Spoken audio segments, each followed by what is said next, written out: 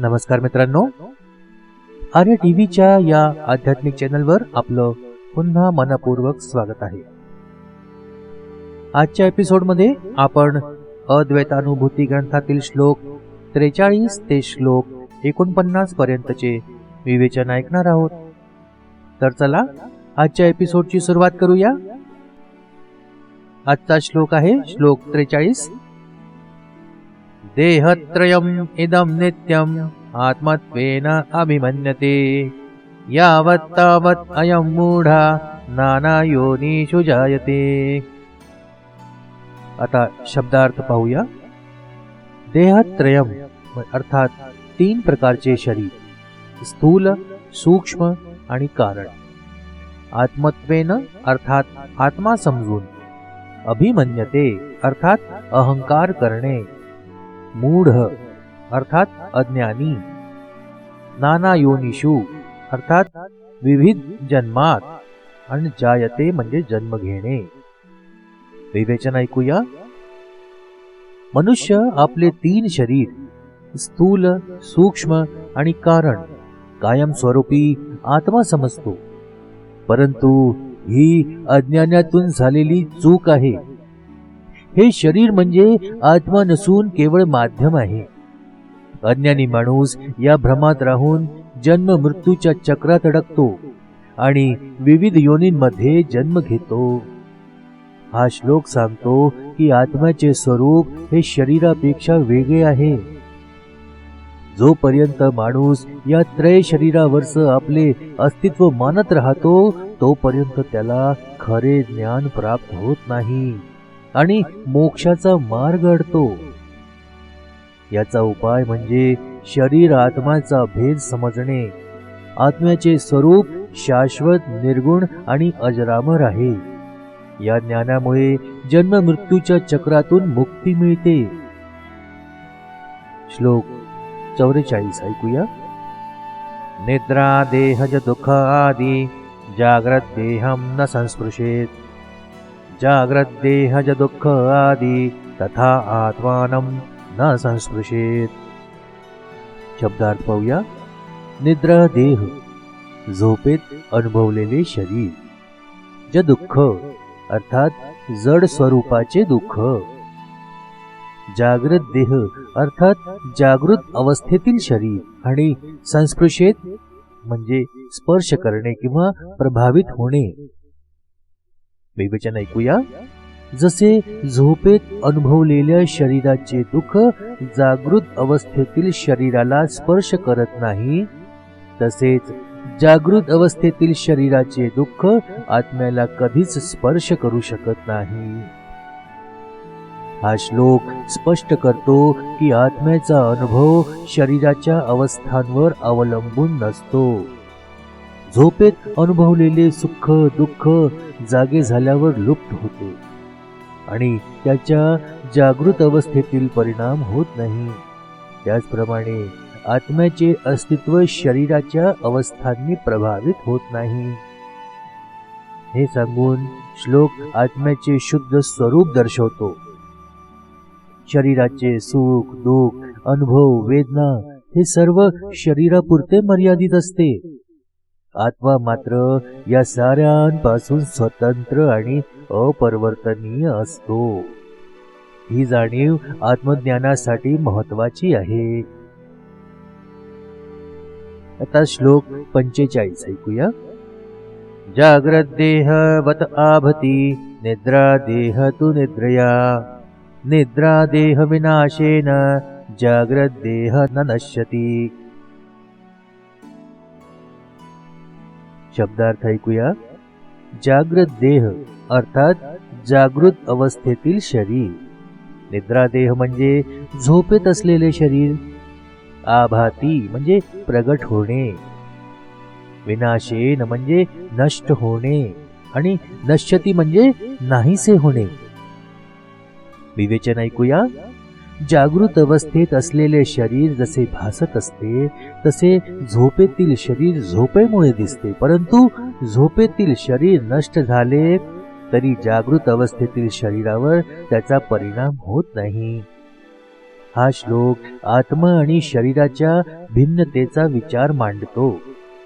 शरीराच्या वेगवेगळ्या अवस्थांमधील बदल आत्म्याला प्रभावित करू शकत नाही. झोपेत जेव्हा निद्रादेह भासतो तो केवळ झोपेच्या प्रभावामुळे असतो. तो नष्ट झाला तरी जागृत देह त्याच्या कार्यात अखंड राहतो. त्याचप्रमाणे आत्म्याचे अस्तित्व हे शरीराच्या स्थितीवर अवलंबून नसते. या विचारामुळे आत्म्याचे खरे शुद्ध स्वरूप ओळखले जाते. आत्म्याला शरीराच्या नाशाने कधीच हानी पोहोचत नाही. आत्म्याचे असे शाश्वत स्वरूप जाणल्याने मानवी मन शरीराच्या अवस्थांवर अवलंबून राहणे थांबते. श्लोक 46 ऐकूया. तथा अयम आत्मवत भाती जाग्रत देह तु जागरात जाग्रत देह विनाशेन न आत्मा नश्यति कहिर्चित. शब्दात पाहूया. आत्मवत अर्थात आत्म्यासारखा भासणारा. जागरात म्हणजे जागृत अवस्थेमुळे आणि कहिर्चित अर्थात कधीच. नश्यती म्हणजे नाहीसे होणे. विवेचन ऐकूया. जागृत अवस्थेमुळे जागृत शरीर भासत असते पण त्याचा आत्म्यावर कधीच परिणाम होत नाही. शरीराचा नाश झाला तरी आत्मा कधीच नाश पावत नाही. या श्लोकात आत्म्याचे शाश्वतत्व आणि शरीराच्या नाशाचे मर्यादित स्वरूप स्पष्ट केले आहे. शरीर हा केवळ आत्म्याचा माध्यम असून त्याचा नाश झाला तरी आत्मा कायम स्वरूपी राहतो. शरीर हा केवळ आत्म्याचा माध्यम असून त्याचा नाश झाला तरी आत्मा कायम स्वरूपी राहतो. आत्म्याचे अस्तित्व हे जागृत अवस्थेवर अवलंबून नसते. हा विचार माणसाला शरीराच्या अवस्थांशी असलेले त्याचे अतिशय निकटचे नाते तुटवतो आणि आत्म्याचे खरे स्वरूप ओळखण्यास मदत करतो. आत्मा अजर, अमर आणि साक्षी स्वरूप आहे.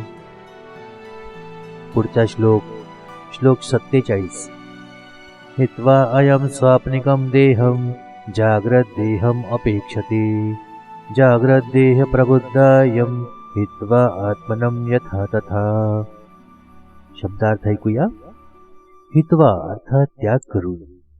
स्वाप्निकम देहम स्वप्नातील शरीर. अपेक्षते म्हणजे अवलंबून राहतो आणि प्रबुद्ध म्हणजे जागृत. विवेचन ऐकूया. स्वप्नातील शरीर सोडून मनुष्य जागृत शरीरावर अवलंबून राहतो परंतु जागृत अवस्थेतील शरीराचा आधार घेत आत्म्याचे स्वरूप न समजता माणूस भ्रमित होतो. हा श्लोक सांगतो की स्वप्न आणि जागृत अवस्था ही केवळ शरीराच्या मर्यादित अवस्थाच आहेत. आत्मा या अवस्था पलीकडे शाश्वत आहे. मात्र अज्ञानामुळे माणूस शरीरावर अवलंबून राहतो आणि आत्म्याचे अस्तित्व विसरतो.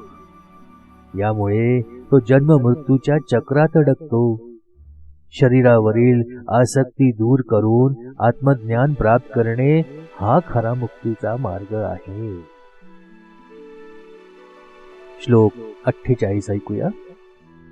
स्वप्न भोगे यथा एव इच्छा प्रबुद्धस्य न विद्यते असत् स्वर्ग आदिके भोगे न एव इच्छा ज्ञानिना तथा.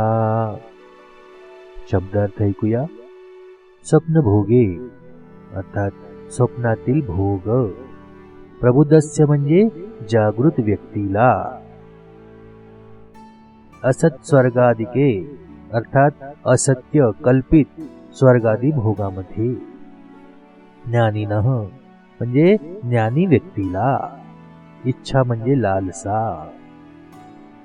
विवेचन ऐकूया. जसा जागृत झालेल्या व्यक्तीला स्वप्नातील भोगांबद्दल इच्छा नसते तसाच ज्ञानी व्यक्तीला असत्य स्वरूपाच्या स्वर्गादी भोगाबद्दल इच्छा नसते. हा श्लोक आत्मज्ञानाने मुक्त झालेल्या व्यक्तीची स्थिती स्पष्ट करतो. अज्ञानी व्यक्ती स्वप्नात भोगाचा आनंद घेतो, पण जागृत झाल्यावर त्यांना सत्य समजत नाही. त्याचप्रमाणे ज्ञानी व्यक्तीला माया, स्वर्ग, वासनामय भोग यांची आकर्षणे नसतात, कारण त्याला त्यांचे असत्य स्वरूप कळते.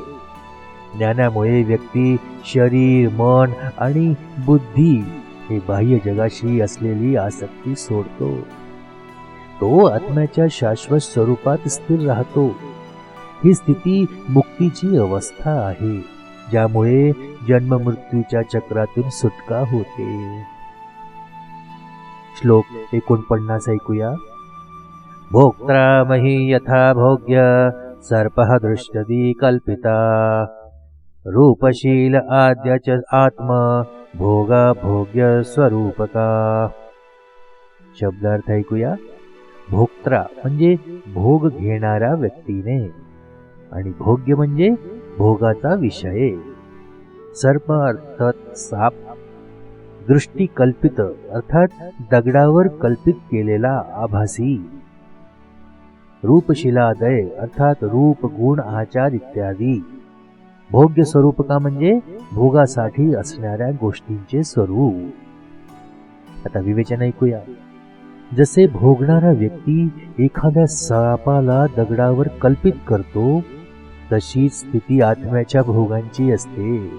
रूप, गुण, शील इत्यादी भोगांचे स्वरूप काल्पनिक आहे. हा श्लोक आत्म्याच्या भोगांविषयीची खरी जाणीव देतो. बाह्य जगात जसे दगडाला साप समजून भीती वाटते, तसेच अज्ञानामुळे माणूस आत्म्याला बाह्य भोगांसोबत जोडतो. परंतु हे सर्व भोग काल्पनिक आणि असत्य आहे. ज्ञानी व्यक्ती या भ्रामक भोगांना ओळखतो आणि त्यावर मात करतो. आत्म्याचे स्वरूप भोगापलीकडचे आहे. हे समजल्यावर भोगांशी असलेले आसक्तीचे नाते तुटते आणि शाश्वत शांती प्राप्त होते. तर आजचं विवेचन इथेच संपतंय. भेटूया पुढच्या भागात एक नवीन श्लोक आणि त्याच्या विवेचनासोबत. तोपर्यंत जय जय रघुवीर समर्थ. नमस्कार.